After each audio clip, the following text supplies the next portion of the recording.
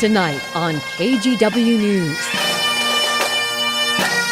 Bagpiping firefighters are keeping a time-honored tradition alive in Portland. Plus, how the city is benefiting from shipping delays along the rest of the West Coast. But first, Portland schools add a new layer of COVID requirements. It doesn't make any sense to me. It seems backwards. The new vaccination policy that's frustrating some parents. Your news starts now. First tonight, we're keeping our eyes on an impending deadline. Some Oregon workers could lose their jobs if they're not vaccinated by Monday. Thank you for joining us on this Friday night. I'm Laurel Porter. Governor Kate Brown's mandate includes state employees, medical workers, and educators. By Monday, they have to either show that they've been fully vaccinated or request an exemption.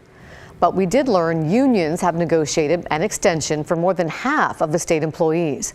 They now have until the end of November to get vaccinated.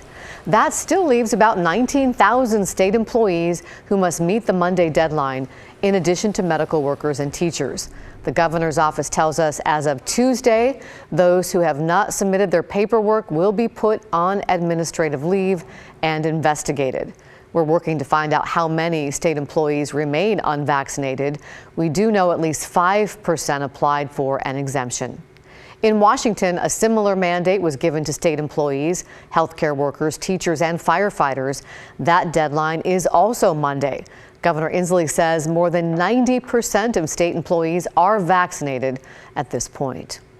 Portland Public Schools will soon start requiring visitors to be vaccinated. But some parents worry how that's going to work, especially at big sporting events. Our Alma McCarty is breaking down the new rule for us tonight. Alma? Well, the rule starts next week and applies to all visitors who are eligible for a vaccine. It's not just during the school day either. You'll need to show you're vaccinated at any event indoors or out on a Portland Public Schools campus.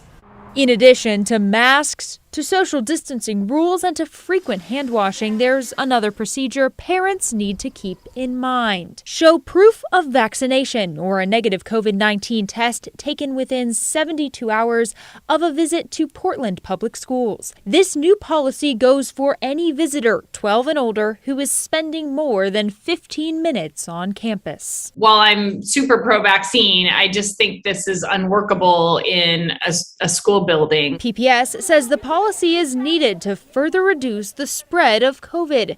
But some parents, like Kim McGare, say they've gladly followed COVID mitigation measures for months on end, but consider this an overreach. We're all doing it because that's what we're asked to do, but there's just a certain level where it's just too, it's just too much. McGare has several concerns, especially when it comes to sporting events. Take, for example, athletics, who's going to verify that all the spectators are vaccinated? And these are understaffed, overburdened schools. We've got parents coming from other schools, from other districts that may not know about this, and it feels like you're going to have a tension there. She worries too about other programs that use these school facilities and fields. My biggest fear is that this rule shuts down those recreational leagues because they just don't have the manpower, person power to figure this out, to put the resources in place to check vaccine records of everybody who steps on a soccer field. Ideally, she'd like the policy to be put on pause or reconsidered by school leaders. Think a little more carefully about some of these consequences. So if you're on campus for less than 15 minutes to pick up your student, for example, you won't need to show proof of vaccination, but you won't be able to pick them up or drop them off from the classroom. Thank you, Alma. The pandemic is just one of the reasons for a huge shipping backup on the West Coast, keeping products off store shelves, you've probably noticed. But Portland is taking advantage of that backup by adding more ships to our ports. Portland leaders say 3 shippers are sending their goods on chartered ships to Terminal 6, which will arrive every 3 weeks. 8 additional ships will also arrive with larger than usual containers of goods. One West Coast shipping expert says he's optimistic this will help Portland in the long run. And I think Portland has positioned themselves well. They prove they can do the container business. And I think I wouldn't see why not continues like that. I see a good future.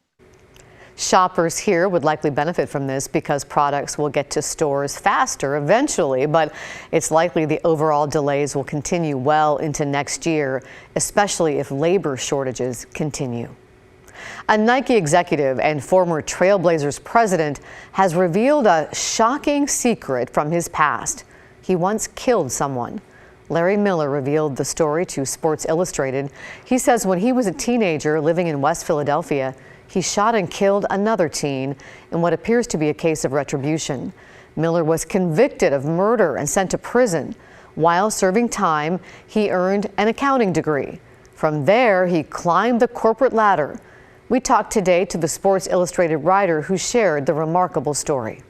Larry Miller had a lot of things he wanted to talk about, including that his story, he wants to stand as an example that you can turn your life around, that no one mistake in your life, however serious, has to dictate the rest of your life. That was a really important aspect of this and why he's talking about it at all and why he wrote a book.